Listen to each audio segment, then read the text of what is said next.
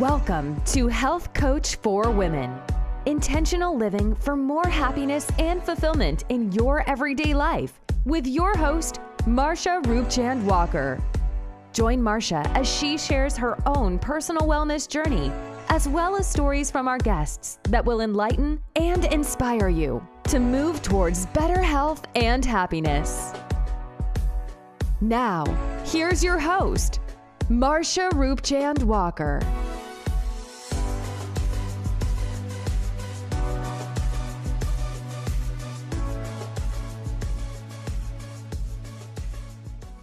Aging is an extraordinary process where you become the person you've always should have been. And that's by David Bowie. Hi, and welcome to another episode of Health Coach, a podcast where we explore alternative and holistic solutions to better health and wellness. And I am your host, Marsha. Now, before we get started, of course, I started out with a quote. I think that's my new thing. I like starting out with a quote now. But before we get started, please go ahead and hit that subscribe button. Be sure to like this episode at the end of the podcast and share it as well. All right. So today I'm talking about an interesting topic, and that's aging, right? So I named this topic to 50's is the new 30's, right? That is what I named the topic today. 50's is the new 30's and how you can stay fit, healthy, and fabulous in your 50's and beyond. And so many of us women, right? I don't know about men, maybe they feel the same way, right? Not to stay young, but to stay youthful, still having that vibrant energy and vitality. I think many of us want that. I don't mind getting older. I don't mind that at all. But I do want to still have that energy and vitality to keep me going as I age, right? So I came up with this topic today to talk to you about that. So I have a few different things that what I'll be discussing as far as how you can stay healthy and stay fit and fabulous over 50, right? And so there's a few things that I want to talk about, and there's about 8 of them. And the first one is embracing the positive mindset. You have the importance of exercise, as well as healthy eating habits, staying mentally sharp, the power of sleep, navigating health challenges, celebrating your journey, right? That's a good one. And developing your spirituality. So those are the 8 topics that I'll be discussing today. So I chose embracing the positive mindset as number 1. And so why is that important, right? Why is that so important? Your mindset is everything, because what you think becomes a reality, right? We know this. What you think manifests and becomes reality. If you're always saying, oh, I'm sick, and oh, I'm getting old, and oh, you'll end up manifesting just that. You'll always be sick. You'll always be getting old and feeling old and expressing that through the body, because you know that the mind and the brain works together. They are not separate. And so as you say that, so you think what you think becomes real. And so as you think it becomes, okay? So embracing that positive mindset. And so if you can cultivate a positive mindset, a positive outlook on life, you can avoid a lot of mental challenges. You can avoid a lot of stressful encounters, right?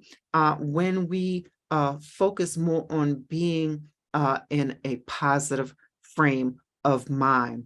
So that is important. And with that, in order to have a more positive mindset, we need to practice some things that will help us with our mindset.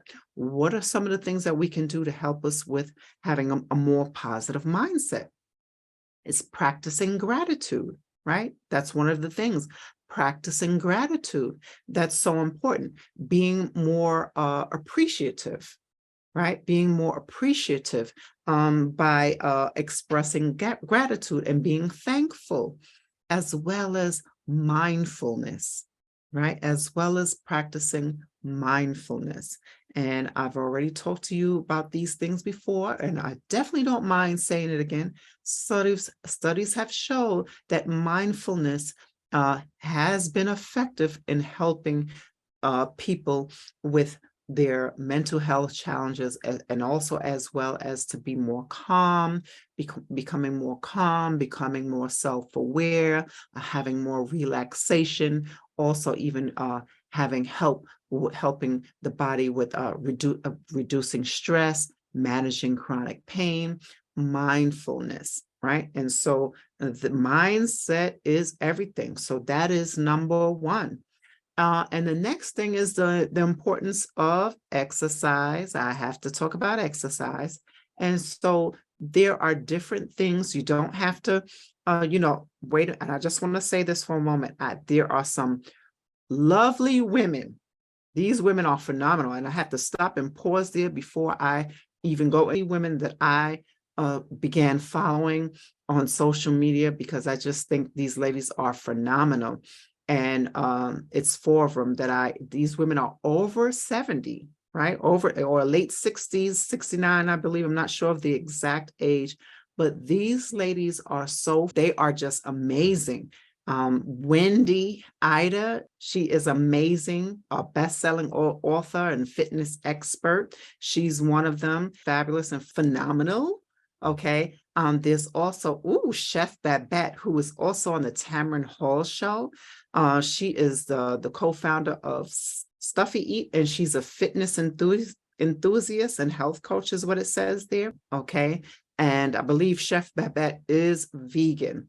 And there's her name is Bo Tally Williams. She's another one. On one of the things on YouTube, it says that she was 77. I'm not really sure of her age, but these women are over 50 for sure. They are in their either 60s or 70. I'm not really sure, but they're supposed to be over 60.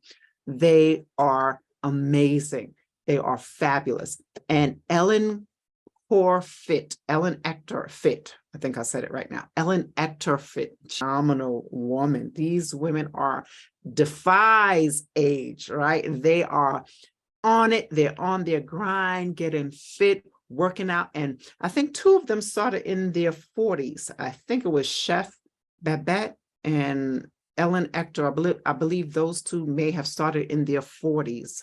I'm not too sure, but 2 of them started in their 40s. So the point of this is what I'm saying is you can be fit and you can get healthy at any age. It is never too late to get started. Okay, it is never too late to get started. And so when I get back to exercise, the importance of exercise, right? The body needs that to be exercised, and it helps to, of course, nourish the cells, strengthen the muscles, lose body fat, all of these things. And so what we should be doing, what type of exercises should we be doing? Of course, we need to know our bodies, right? Maybe not all of you can do planks. Maybe not all of you can do jumping jacks, right? The strain on the knees or the ankle, right? The joint pain, things like that. You can still walk. You can still get out in nature and walk. You can do Tai Chi. You can do yoga, whatever it is that you want to practice your fitness routine to help you. There's so many things. There's dance. There's so many things. There's aerobics, Pilates, all of these things to work your core, to work the core muscles, to staying fit and healthy, doing some type of fitness routine. Okay. And so the next one is healthy eating habits. So what are some healthy eating habits? All right. What are some healthy eating habits? Your fruits, your vegetables, all right, all of your greens, color your plate. Okay, I always go back to when you can't think of it, color your plate, right? Your fruits, your vegetables, your greens, your whole grains, your nuts and seeds, your teas, your herbal teas, anything that you can find that pretty much just, if you can go natural, organic as possible. You want to go with organic as possible. If you're not able to do so, then you want to, if you're going to be buying the vegetables, the fruits, but you should always wash your fruits and vegetables, right? You could, to wash away the pesticides, and if it's not organically grown, right? Choosing your grass-fed meats over the other grains that's fed to the animals. You know this already. I say this all the time. So you know this. So go organic as possible, as much as possible, and staying hydrated, drinking plenty of water. And if you can, you want to add some lemon in there. A lemon is alkaline. Put some lemon in your water, you know, and drink your water throughout the day. Stay hydrated, and just doing the best you can. Doing as much as you can to improve. It starts by making small habits, guys. It just starts out by making small habits to have change, right? And so healthy eating habits. What about staying mentally sharp? Staying mentally sharp. What are some things that we can do to stay mentally sharp?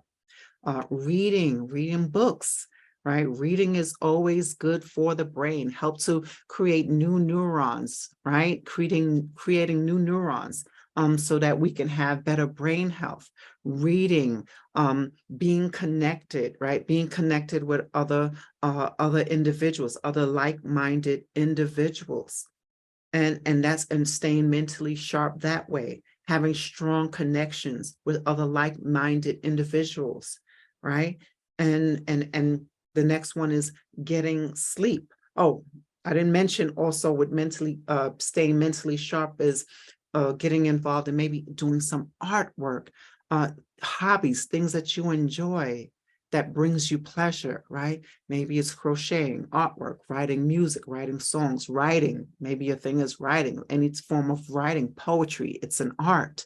You know, tapping into your creative abilities, right? And that is important. The power of sleep, getting enough sleep, right? This is so important. And I remember, when I used to work 3 to 11, I would come home, I would just take a shower and then go to bed. Maybe I'll watch the TV. For the most part, I took a shower, went to sleep, and that was it. Or even prior to that, I would always go to bed early. You know, my niece, she would always say, "Oh, you always go to bed so early." I love my sleep. I just loved my sleep. So I loved it. It is not that it was like it was important. I take that back. I was going to say it's not that it wasn't that important, but it really was. It was important for me. I loved sleep, and I'd do anything to get it.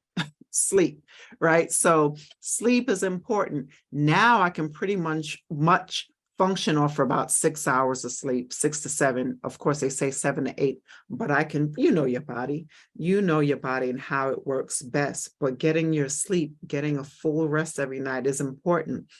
And so it's crucial for your health. It's crucial because as we don't get enough sleep, we wake up with feeling drained and tired, fatigued, right? You know this already. If you ever didn't get enough sleep, or for those who may have had a hangover before, and how you feel the next morning when you had to get up and go to work the next day, you know how that feel, right? You got a pounding headache and it really didn't wear off just yet. And maybe now you got to take a coffee and you got to run on out and get to work. So you want to avoid that as much as possible. Okay. So the power of sleep. And the next one is navigating health challenges, right? How can we navigate those health challenges? And so we can navigate those health challenges. Last week I talked about, for those who have experienced having COVID, or just someone who has a low immune system, who's always sick all the time, on how you can build up your immune system, right, to fight off viruses and bacteria, and fight off these germs. Building up your immune system, right? Building up your immune system by taking your supplements and things that I'm mentioning now, as well as your teas, and repairing the mitochondria, the energy center, in the cell. That's what I talked about last week. So that is important. We can navigate our health challenges. We can navigate those things. And it's just like, and you have your healthcare team to help you on your journey as you strive towards better health, right? Your doctors, your nutritionists, your nurses, your health coach, you have those people in your corner supporting you, but no one is responsible for your health rather than yourself. Okay. So no one is responsible for your health rather than yourself. All they can do is give you the tools, whether to advise you on or writing your prescription or making recommendations for meal plans or providing you with tools and strategies to improve your health. But if you don't take action and if you don't implement, and then you won't see the change. So the only change that happens is when you decide to make the change. Okay. And so navigating your health challenges, it can be done. You give yourself grace, right? It's important to give yourself grace. Don't be so hard on yourself, right? Don't be so hard on yourself when you don't come through all the way, or you wasn't able to stick to this certain diet or regimen or routine. It's okay. Start all over. Start all over. That's it. Start all over and strive to go further than you did before. It's okay to have a cheat day, right? It's okay. But you yourself know your body. You yourself know what your health issues that you're dealing with.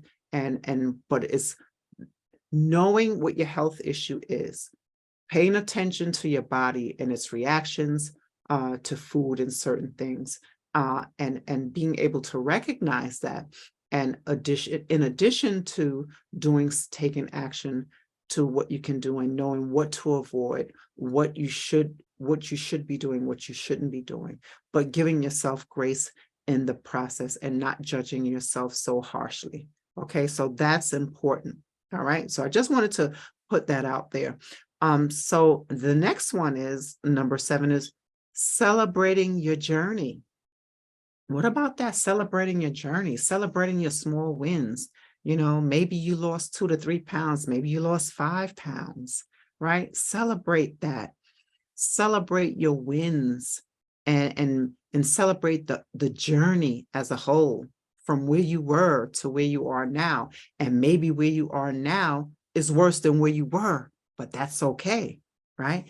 That's okay, because if you're here and you have a chance to start over. Every day that you wake up is another chance for getting it right. Remember that every day that you wake up is another day for getting it right. So never beat yourself up so harsh. Never, make yourself feel less than and unworthy. Okay. Don't do that. Make yourself say, you know what?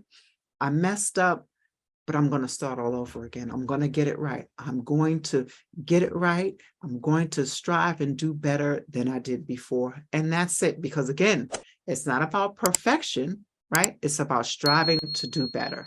And that's all we can do. We strive to be better. We don't strive for perfection, because perfection is an illusion. Okay.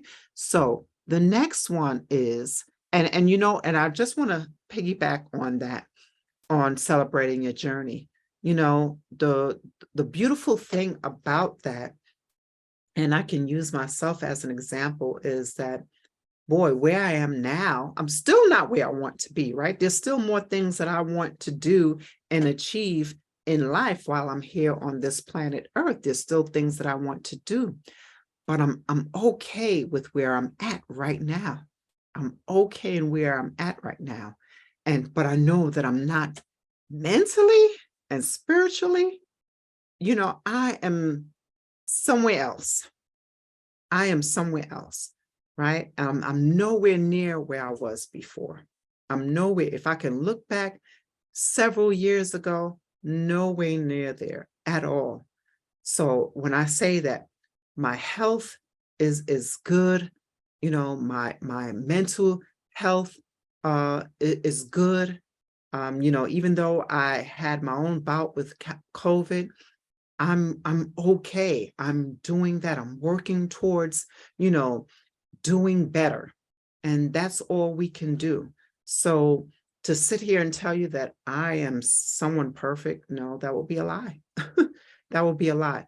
So, but it is about doing better and being able to recognize, right, and noticing when you are off track and just getting back on track to doing what it is that you need to achieve. But for me, nowhere near where I was. And for me, it's about making that impact, serving as many people as possible, and putting out positivity, putting out that operating from a love frequency, and just being here to serve. That's my goal, being here to serve. And that's what I love about everything about what I'm doing. I love the journey. I'm enjoying the journey, the good and the bad of it, right? Because we know there's some bad too, right? The good and the bad. All right. And so, and that leads me into number 8, developing your spirituality, right? And so spiritual growth is a necessary process, right? It's a necessary process for our evolution in order to achieve a deeper sense of connection with ourselves and others, right? And as well as the universe as a whole. And it allows us to tap into our highest potential when we have a deeper sense of connection and spirituality, and we're operating on more of a love frequency, because we have the high potential, our deepest potential for love, compassion, kindness, and purpose. That is so important. I know for me, that is what it is for me. That's developing your spirituality and having that connection, connection to the creator, higher power, and being able to serve in a major way and having that sense of purpose. There is no greater feeling of having that. And it's a beautiful thing, right? And this is what I enjoy most about what I do. And so as you age gracefully, you may be in your 40s, right? And you may think, oh, I'm in my 40s. I can't get started yet to, start working out. I can't find the time to work out. We just got to go ahead and do it. We do it. We make the time. We make the time for everything else. If you want to have that energy and vitality, like these amazing women that I mentioned, you have so many people that's just doing great things, not just for themselves, but motivating and inspiring others to do the same, right? Get healthy, get fit, find your sense of purpose, find your hobby, find your interests. For me personally, I don't ever want to the earth in the ground when it's my time. I don't want to I don't want to be the one where people would look back and say, well, Dag, she talked about doing this and that, but she never did it, or she talked about doing this and that, but she was always too afraid, or she wanted to do this and that, but she still stayed stuck at doing this. That won't be me. I will always be striving for something. Always be striving for something greater and higher than myself, because at the end of the day, it's bigger than you and I at the end of the day, right? It's bigger than you and I. But while I'm here, I want to be energetic. I want to be vibrant. I want to have that energy, vitality, and feel good in my body. I want to feel good in my body. I want to look good, also, right? And so the funny thing is, my sister, my sister, I asked her one day, we were having a conversation, and she told me, and my sister's also, she's in her 70s, believe it or not, she's in her 70s, and she looks great. She looks amazing. She looks like she's in her 60s. She doesn't look like she's in her 70s at all. She looks great. And one of her things that she says to stay looking young is she don't stress. She said, I don't worry. I don't worry. And that's the key thing there too. And I should have added that should be number 9. Okay. Stress less. Learning how to stress less. That is a key, the major key to this whole topic of today, really. And this is coming to me now.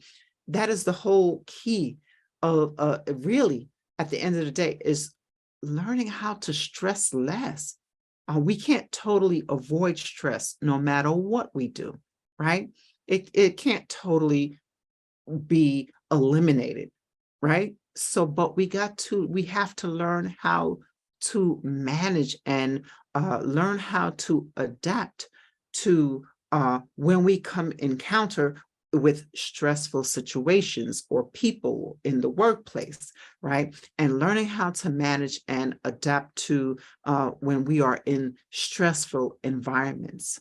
And if that stress becomes so heavy where it's impacting your health in a negative way, because we know that stress is the key factor, right, for illnesses and disease. We know that stress is the key factor for illnesses and disease. So that is really the key to this whole topic. Today's topic is learning how to stress less. That is it in a nutshell. Because when you can be present, right, and when we don't focus about the past and dwell in the past of things of the past, and worrying into the future, right? And that's where the anxiety kicks in, right? You're worrying about the future, whether it's finances, whether it's your career, whether it's your relationship, your job. Eliminate jobs and do layoffs, right? We have no control over that. The only thing we have control of is ourselves. And when we learn to control and manage the things that what we are in control of, we will stress aging, right? Where you can age at a slower pace because you smile more, you're living more, doing things that you enjoy more of. And if this is where something ongoing, maybe look into maybe changing. If it's your supervisor, your manager, maybe you can have a conversation. Right? If that's not possible, maybe you can look into going to another department, right? Maybe you just need to transition out from where you are and go somewhere else or start your own business, right? And not being afraid. But we take careful, actionable steps to get to where we're going, right? And we don't just go out there without a plan. You got to have a plan, a strategy, and a way to execute to make it all happen. All right. And so that is all I have for you today. I hope that you find this episode helpful, beneficial. Be sure to hit that like button, share, and subscribe. And until next time, bye for now. Thank you so much for listening to Health Coach for Women with your host, Marsha Roopchand-Walker. If you've enjoyed this podcast, please be sure to rate, subscribe, and review on your preferred podcast listening platform. We really appreciate that effort. Until next time.